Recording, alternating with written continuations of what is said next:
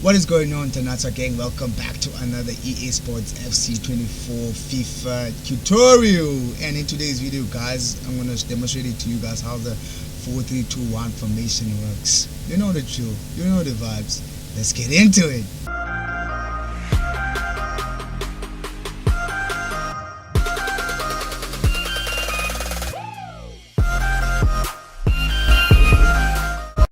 Moving into the tactics now, what you want to do with this formation is essentially keep it so that in the defense you're keeping a tight structure and not giving up too many gaps or holes or spaces for the opponent to exploit, because that's the problem with defending. If there's any gaps or spaces, it's so easy to burst into them with the sprint button or the R1 tubing, so we need to prevent that.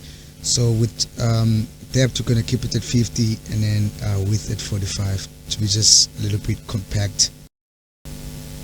Now, in terms of defense as well, the instructions are going to be one of the most important aspects of this formation, but I'll get into those in a short time.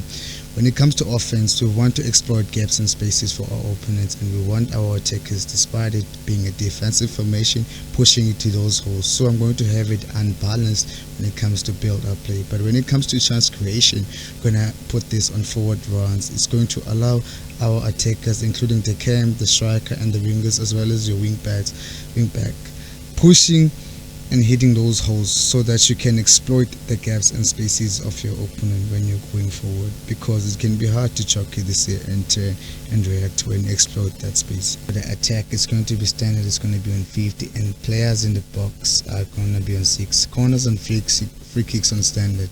Moving into the instructions, however, this is important because what we want to do, as I said, is have movement so that they are pushing into those holes and running through in behind. Now with your striker, they are going to be on getting behind. This is going to allow them to make runs along the defensive line, and you're able to put them through when they're making those runs. But our two CDMs, they're both on stay back while attacking and cover center. This allows them to stay central, and it will keep them in position that are easy to switch to when your opponent is pushing through the midfield. When it comes to the cam, they are going to be on comeback on defense.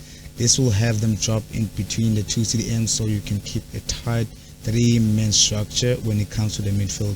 It'll be hard for your opponent to exploit as long as you continue to switch between the players on the pitch and keep the defensive line. In terms of the wing backs, I'm going to have them unbalanced just because it's important for them to be pushing forward and making overlapping runs into those holes and exploit the space and gaps.